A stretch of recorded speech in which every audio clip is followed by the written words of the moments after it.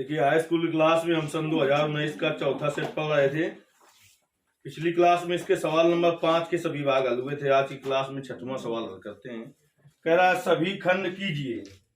6वें का नंबर देखते हैं क्या है।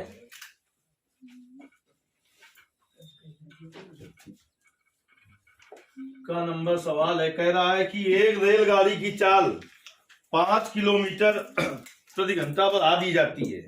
एक रेलगाड़ी की चाल 5 किलोमीटर प्रति घंटा बढ़ा दी जाती है तो रेलगाड़ी 360 किलोमीटर की दूरी तय करने में 1 घंटा कम समय लेती है।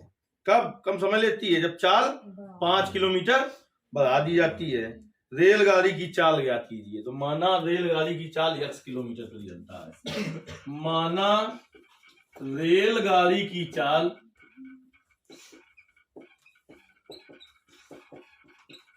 x किलोमीटर प्रति घंटा है। कितनी है?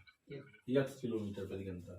कह रहा है कि एक रेलगाड़ी की चाल 5 किलोमीटर प्रति घंटा बढ़ा दी जाती है। तो चाल में 5 किलोमीटर प्रति घंटा की वृद्धि करने पर,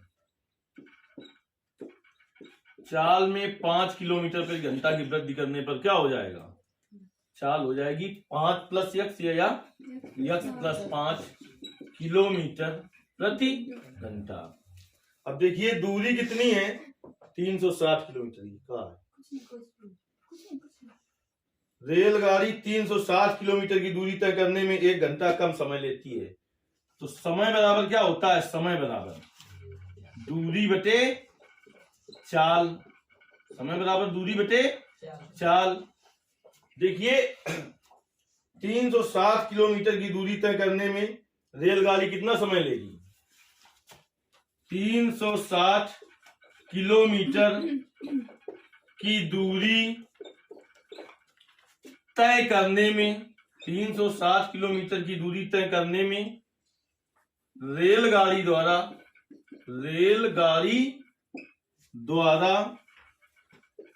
लिया गया समय क्या हो जाएगा बताओ? दूरी है 360 और चाल क्या है? x किलोमीटर प्रति घंटा। ये 1 किलोमीटर, ये 1 किलोमीटर प्रति घंटा। तो क्या होगा? किलोमीटर से किलोमीटर कट जाएगा, क्या बचेगा? घंटा। ये हो गया घंटा।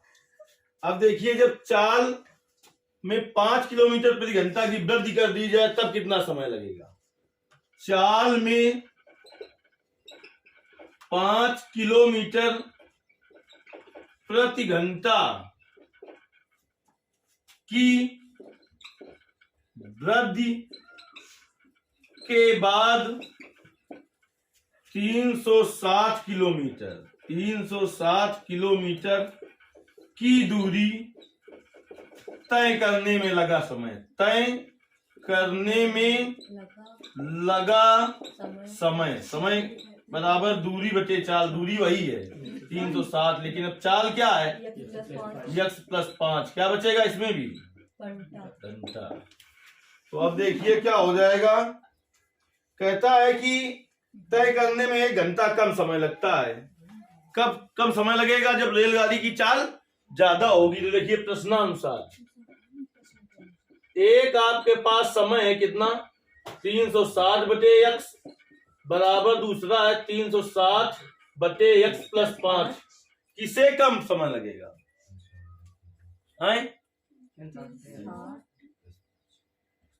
किसको कम समय लगेगा? देखिए ऐसी भिन्ने जिनका अंश समान हो। इन दोनों भिन्नों का अंश समान है। जिस भिन्न का हर छोटा होता है वह भिन्न बड़ी होती है। तो इसका मतलब कि इसमें ही ये वाला घटेगा। तो इसका मतलब इधर होगा प्लस का 1 या फिर करें इधर -1। इसको कम समय लगेगा तो इधर -1 कर दें, चाहे इधर +1 कर दें। बात एक है कि नहीं है? इसमें ये नहीं घटेगा। मतलब ये देखिए 360 बटे x + 5 है। एक है 360 बटे x। किसमें कौन सा घटेगा? बड़ी चीज में छोटी चीज घटती है। तो ये बड़ा है कि ये बड़ा है? 360 बटे x बड़ा है। क्यों? ऐसी भिन्ने जिनका अंश समान हो जिस भिन्न का हर छोटा होता है वह भिन्न बड़ी होती है। क्योंकि अंश समान है, छोटी संख्या से भाग देंगे तो ज्यादा आएगा कि बड़ी संख्या से भाग देंगे तो ज्यादा आएगा? छोटी संख्या से भाग देंगे तो ज्यादा आएगा। तो इसको इधर ले आओ, क्या आ जाएगा? 360 बटे x माइनस 360 बटे x प्लस 5 बराबर 1। एलसीएम क्या हो जाएगा अभी? x plus 5। अब देखिए कितनी बार जाएगा? 360 पहले कॉमन ले लें तो ज्यादा सरल हो जाएगा। 360 कॉमन ले लिए तो क्या आ गया? 1 बटे x माइनस 1 बटे x प्लस 5 बराबर 1। तो 360, अब देखिए एलसीएम क्या हो जाएगा? x plus 5। तो देखिए यहाँ पर x कट जाएगा, कितना आ जाएगा? x plus 5 minus x plus 5 से x प्लस 5 कट जाएगा, x आ जाएगा बराबर 1। x से x कट गया। 360 गुणते 5 बटे x का इसमें गुणा कर देंगे, x स्क्वायर प्लस का 5x इक्वल टू 1। गुणा करा दीजिए इसका। 0 6 पंचे 30 हासिल, 3 5 3 15 3 18 बराबर x स्क्वायर और प्लस का 5x। साफ करना ही पड़ेगा तो पहले कर देते हैं इसको, इतने में भी हो नहीं पाएगा। अभी हम गुणनखंड तुमसे करवाएंगे, जो नहीं कर पाएगा तो उसी को कल कटेगा।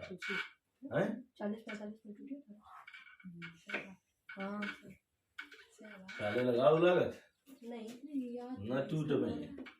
x स्क्वायर प्लस 5x बराबर 1800।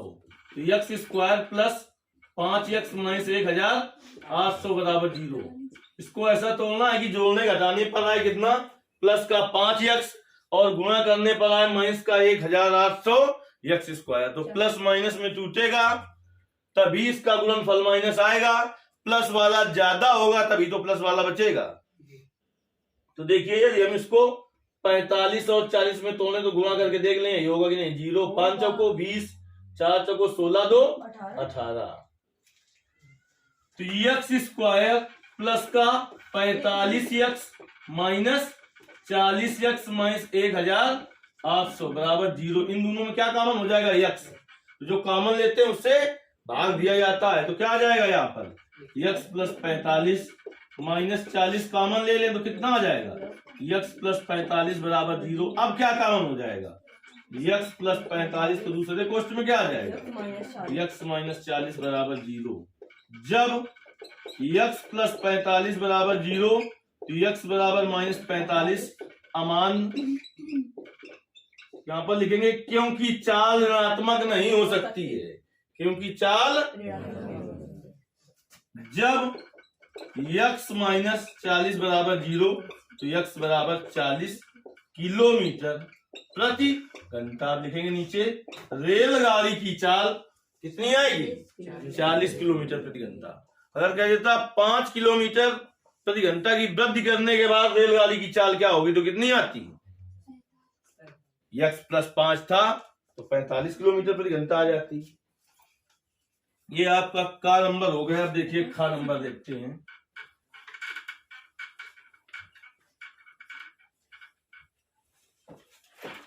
खा नंबर सवाल कह रहा है, एक टावर के आधार से जाती हुई, एक टावर के आधार से जाती हुई, मस्ती चल रही है, हम पढ़ रहे हैं तो तुम सुन रही हो।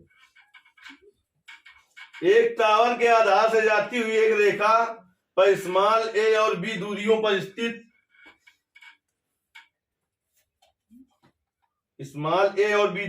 स्थित दो बिंदुओं से टावर की चोटी के उन्नयन कोण एक दूसरे के परिपूरक है।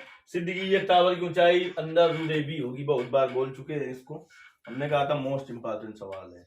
कैसा सवाल है ये? Most important. तो कौन कौन लगा लेगा? अभी सब लगा लेंगे, समझ लो।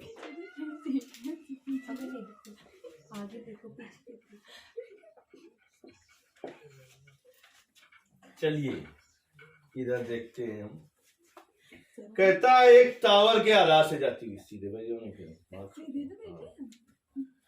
एक टावर है। ये क्या है? टावर। टावर कैसे खड़ा होता है? जमीन में ऊर्ध्वाधर लंबवत खड़ा होता है। तो ये जमीन है क्षैतिज समतल, जहां पर तुम बैठे हो, हम खड़े हैं और तुम पड़े हो जहां पर। ये क्या है? ये क्षैतिज समतल है और इसके लंबवत ये क्या है, टावर है। माना ए बी एक टावर है, ए बी एक टावर है जिसकी ऊंचाई h है। इसकी ऊंचाई कितनी है, h है।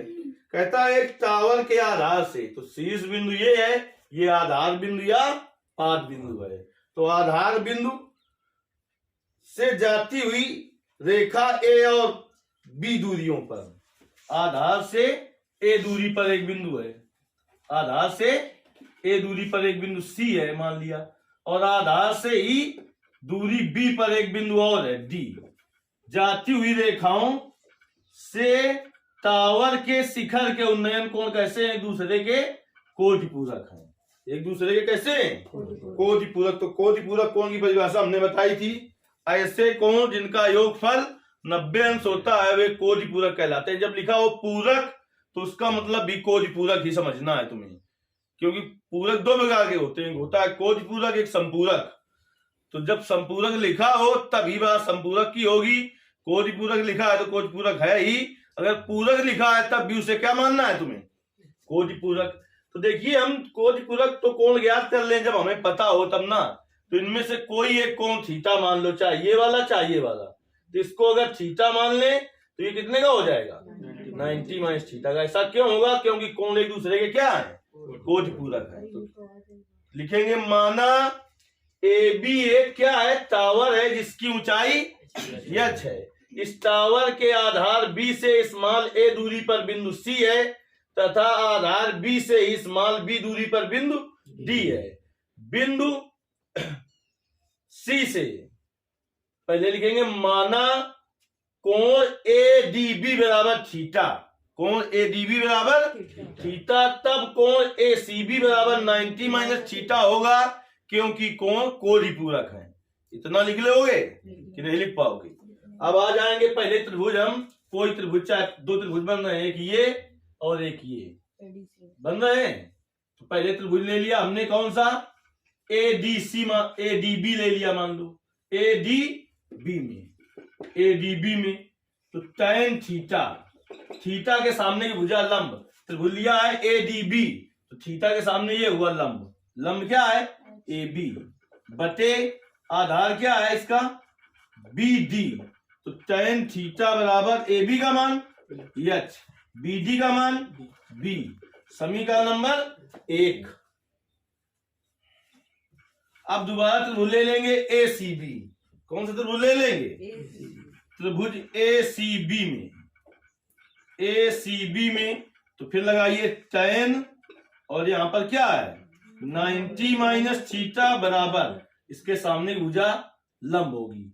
तो क्या हुआ, tan थीटा बराबर होता है लंब बटे आधार, तो आधार क्या है आपकी BC। tan 90 माइनस थीटा क्या होता है cot थीटा। AB का मान h, BC का मान A। समीकरण नंबर 2। समीकरण 1 और समीकरण 2 का गुणा करने पर सीधे ऐसे लगा दोगे, नंबर पूरे नहीं मिलेंगे। भाषा इसकी लिखनी होगी कहां पर कौन सी चीज है। समीकरण 1 और समीकरण 2 का गुणा करने पर कर दो, समीकरण 1 और 2 का गुणा, तो tan theta into cot theta बराबर h upon b into h upon a। तो चाहे tan थीटा को 1 अपान cot थीटा लिख दो, और चाहे cot थीटा को 1 अपान tan थीटा लिख दो, बराबर h into h square a into b b। tan theta cut गया, एक बराबर आ गया h स्क्वायर अपान ab। तो h स्क्वायर बराबर क्या आ जाएगा ab, तो h बराबर क्या आ जाएगा अंडर रूट ab। अब मीटर लीटर में तो था नहीं मीटर लिख देते, ऐसा था क्या, मात्रक लिख सकते हैं। क्या लिख सकते हैं, मात्रक। उसने कहा था सिद्ध कीजिए कि टावर की ऊंचाई, तो टावर की ऊंचाई तो h मानी थी, तो टावर की ऊंचाई कितनी आ गई, अंडर रूट AB है। ग नंबर देखिए, कहता है एक तंबू एक बेलन के आकार का है। तंबू कैसा है, बेलन के आकार का है, जिस पर एक शंकु अध्यारोपित है।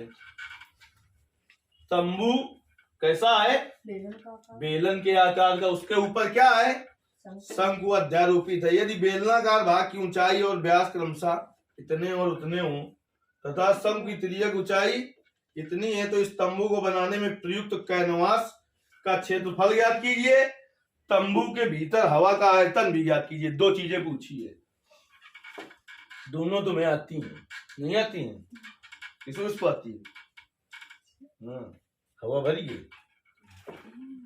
तंबू में हवा। आप थोड़ा बताइए, मतलब क्या पूछता?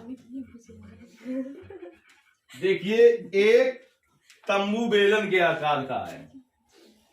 तंबू कैसा? एक बेलन के आकार का है। बेलन के आकार का एक तंबू है। बताया मैंने, मैं कई सोच। इसके ऊपर क्या है? एक शंकु अध्यारोपित है। सीधी रेखा न खींचिए। इसके ऊपर क्या है? एक शंकु अध्यारोपित है। ऐसे एक तंबू एक बेलन के आकार का जिस पर एक शंकु अध्यारोपित है। यदि बेलनाकार भाग की ऊंचाई और व्यास, ऊंचाई कितनी है बेलनाकार भाग की? देखिए ए बी सी डी, यहां पर ये ओ इसको मान लें तो यहां पर इसको लिख दें ओ डैश। तो बेलनाकार भाग की ऊंचाई देखो ना कितनी है, 2.1 मीटर। नहीं दिखा रहा होगा कितनी है? अनुसार है ना, एक पहुंचने के लगे नहीं, कहानी सुना होगा तो। बेलनाकार भाग की ऊंचाई 2.1 मीटर और बेलनाकार भाग का व्यास है 4 मीटर। तो बेलनाकार भाग की त्रिज्या कितनी हो जाएगी? देखिए लिख देते हैं यहां पर, बेलनाकार भाग की ऊंचाई कितनी है? बेलनाकार भाग की ऊंचाई स्मॉल h बराबर 2.1 मीटर। मीटर में तो दिया है। बेलनाकार भाग का व्यास, बेलनाकार भाग का व्यास कितना है? व्यास 4 मीटर। तो लिखेंगे बेलनाकार भाग की त्रिज्या स्मॉल r बराबर 4/2। 2 का भाग 4 में दे लोगे, कितना आएगा? 2 मीटर। 2 मीटर आ गया क्या? त्रिज्या आ गई 2 मीटर बेलनाकार भाग की। तो जो बेलनाकार भाग की त्रिज्या है वही शंक्वाकार भाग की त्रिज्या है कि नहीं है?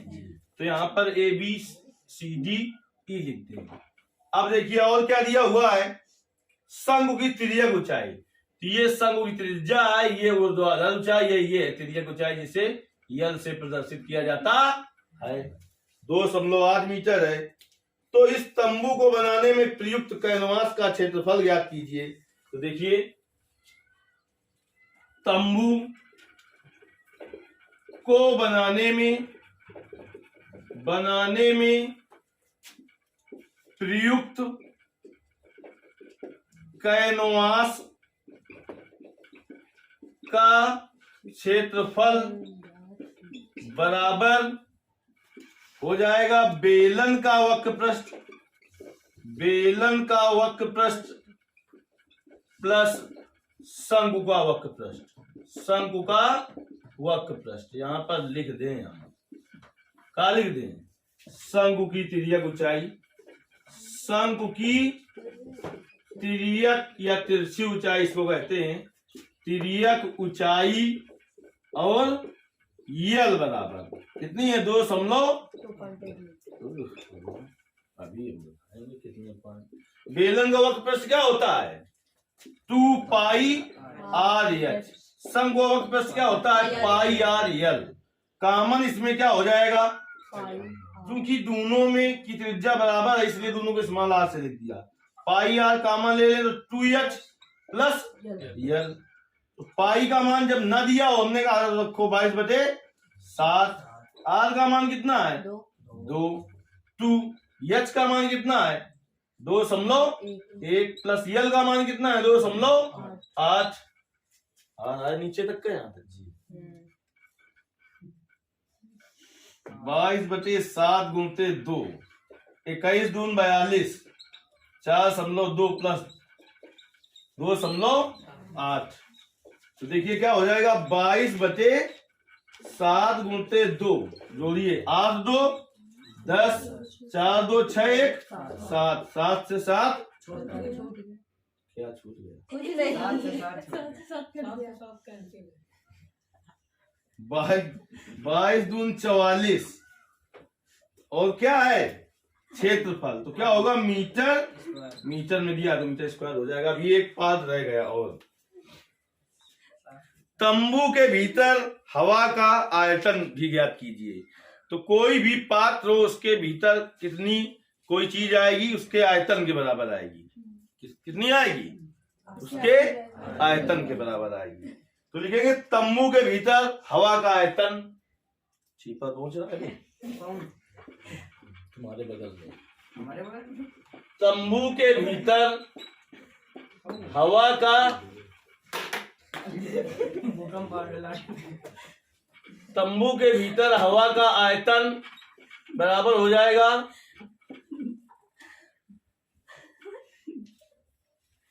बेलन का आयतन प्लस शंकु का आयतन। अब फंस गए तुम, ना फंसे। बेलन का आयतन क्या होता है? पाई आर स्क्वायर एच। शंकु का आयतन होता है 1/3 पाई आर स्क्वायर। अब इसकी एच दूसरी है तो इसकी एच को इसकी ऊंचाई को कैपिटल एच मान लें, लेकिन एच इसकी पहले निकालनी पड़ेगी तुम्हें। अब इसमें तुम्हें क्या क्या पता है? आर पता है और यल पता है। तो पहले ज्ञात करो शंकु की तिर्यक ऊंचाई। शंकु की तिर्यक ऊंचाई का सूत्र लगाएंगे तो यश निकलेगा। ये तो पता है। ये शंकु की तिर्यक ऊंचाई यल स्क्वायर बराबर क्या होता है?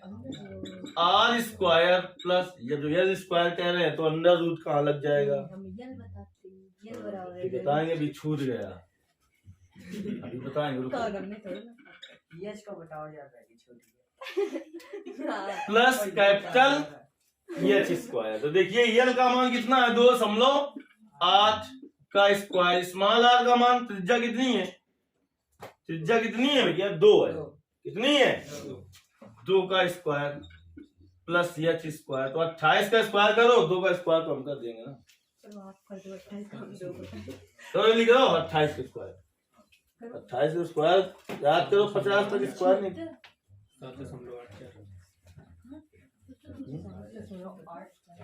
देख लो 784। तो 2 अंक बाद समझो लग जाएगा। शाबाश, ये सब नालायक मौज काट रहे हैं। 2 का square 4 plus H square 7.84 minus 4 बराबर एच स्क्वायर।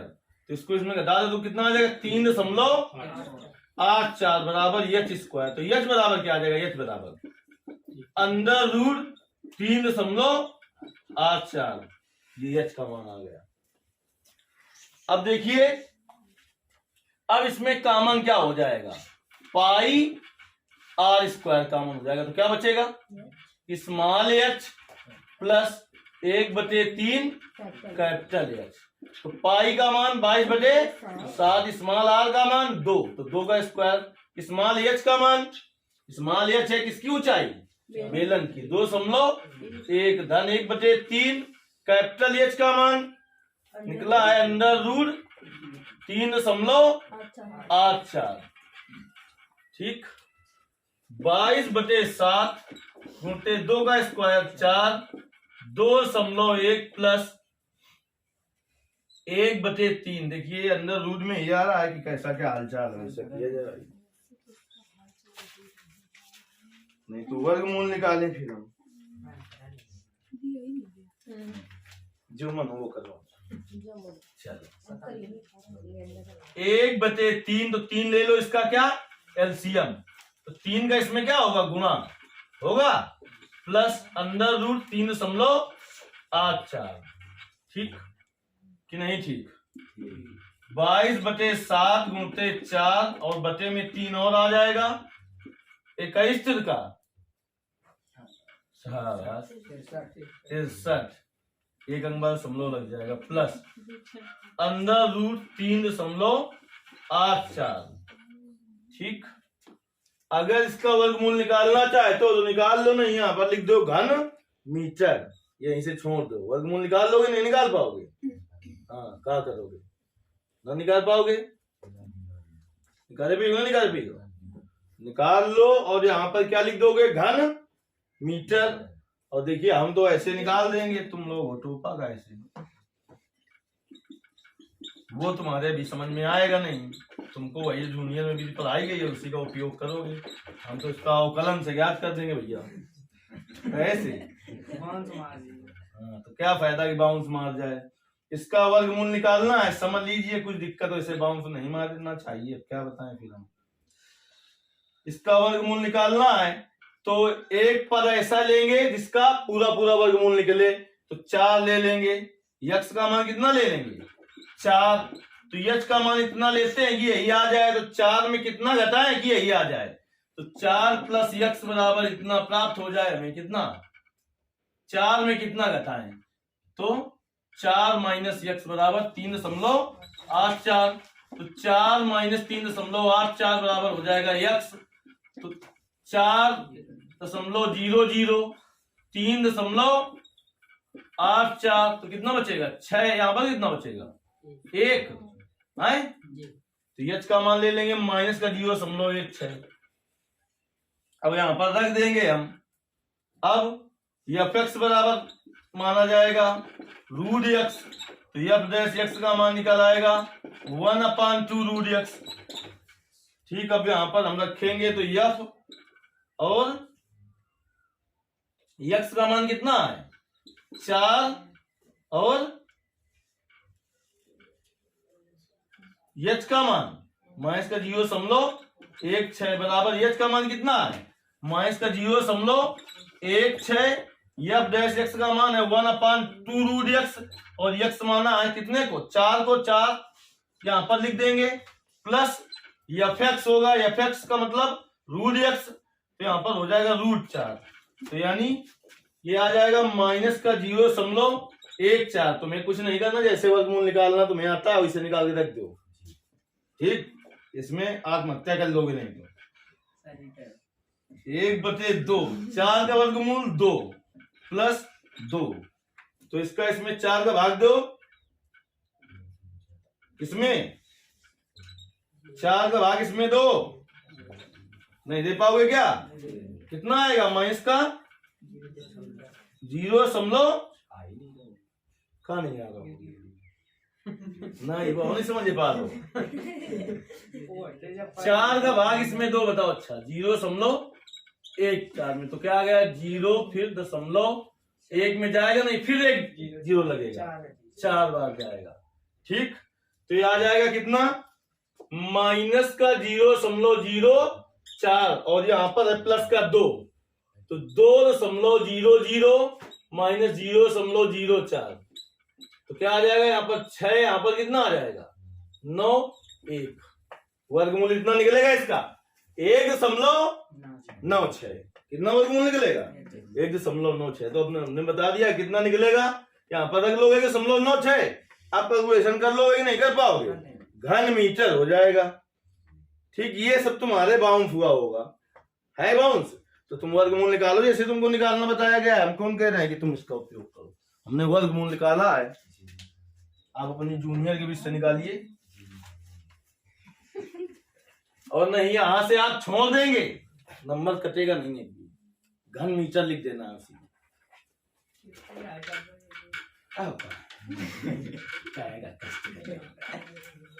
अब देखिए इसका घन नंबर क्या देखोगे? अब इसका घन नंबर प्रश्न देख लीजिए भाई।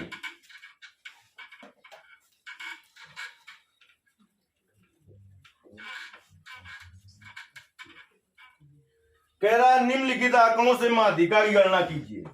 ये तो कर ही लोगे, बताया गया था ना कि इसी चैप्टर से एक सवाल तो आपका निश्चित आता है। ये मैंने बहुत पहले कहा था, 2 भी आ सकते हैं, ये सब बातें हमने पहले बता दी थी। इस चीज को तुम बहुत अच्छी तरीके से जानते हो। और 70 में यदि आप 6-8 नंबर लाना चाहते हो तो बिल्कुल तैयार रखिए इसको, तीनों को, बहुलक, समांतर माध्य और माध्यिका को। निम्नलिखित आंकड़े से माध्यिका की गणना कीजिए। एक तरफ लिखा हुआ है अंक और दूसरी तरफ लिखा हुआ है विद्यार्थियों की संख्या। विद्यार्थियों की संख्या, तो बोलिए अंक क्या है? 0 से 10, 10 से 20, 20 से 30, लास्ट वाला बता दो। 30 से 40, 40 से 50, बस काम खत्म। इधर बोलिए विद्यार्थियों की संख्या। 5, 15, 30, फिर 8, 2 नहीं। अगला कॉलम बनाएंगे, माध्यिका निकालना है तो संचयी बारंबारता का। ये है बारंबारता। अगला बनेगा संचयी बारंबारता का।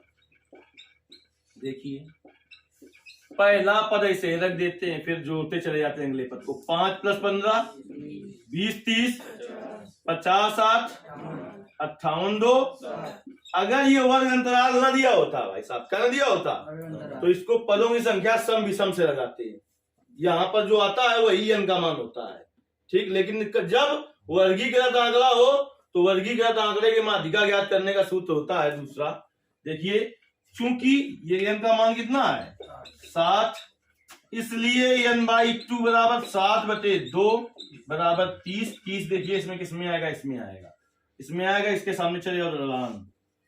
ये है L1, ये है L2, ये है स्मॉल एफ, इसके ऊपर की संचयी बारंबारता कैपिटल एफ। तो यहां पर लिख दीजिए n/2 माध्यिका वर्ग होती है, और L1 क्या है, माध्यिका वर्ग की निम्न सीमा, L2 है माध्यिका वर्ग की उच्च सीमा, स्मॉल एफ है माध्यिका वर्ग के सामने की बारंबारता, कैपिटल एफ है माध्यिका वर्ग के ऊपर पद की संचयी बारंबारता। तो L1 का मान 20, L2 का मान 30, स्मॉल एफ का मान 30, कैपिटल एफ का मान 20। अब माध्यिका का है तो माध्यिका लिखो, माध्यक का है तो माध्यक लिखो। क्या कहा है उसने, माध्यिका है दोनों एक ही चीज। जैसे कि तुमको खुद पता होगा कि तुम्हारे 2-3 नाम है, नहीं है? अरे नाम फिर नहीं, देखो 3-4 नाम सभी नाम है। L1 + L2 - L1 बटे स्मॉल एफ और n/2 minus capital F. L1 का मान बोलो 20 प्लस ये वाला प्लस यहाँ पर बीचों बीच लगता है, प्लस L2 का मान 30 माइनस L1 का मान 20 बटे स्मॉल एफ का मान 30, n/2 का मान 30 माइनस कैपिटल एफ का मान 20। तो 20 प्लस 30 माइनस 20 10 बटे 30, और कितना 10 बचेगा यहाँ, इससे ये कट गया। 20 धन 3 का भाग इसमें दो, 3.3 आता रहेगा, 3 तो हो जाएगा 23.33। आ गया कि नहीं आया? तो इस तरीके से इस सवाल के सभी भाग हल हो गए। अब सा सम्मान लगा के दिखा दीजिए।